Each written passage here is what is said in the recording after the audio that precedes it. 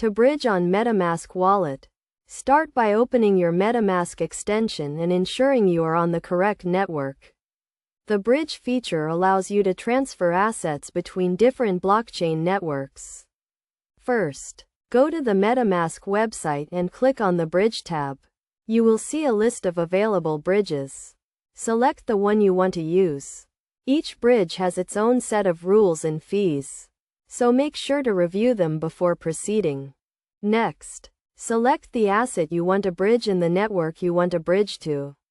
For example, if you want to bridge Ethereum from the Ethereum mainnet to the Binance Smart Chain, select Ethereum as the asset and Binance Smart Chain as the destination network. Then, enter the amount you want to bridge and review the transaction details. Make sure to check the fees associated with the bridge, as they can vary. After reviewing the transaction details, confirm the transaction. The bridging process may take a few minutes to complete, depending on the network congestion and the bridge you are using.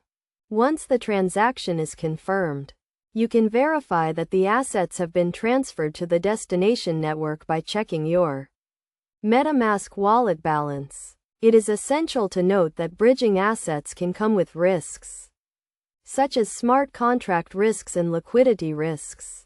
Make sure to do your own research and understand the risks involved before bridging any assets. In conclusion, bridging on Metamask wallet is a straightforward process that allows you to transfer assets between different blockchain networks. By following these steps and being mindful of the risks involved, you can safely and efficiently bridge your assets.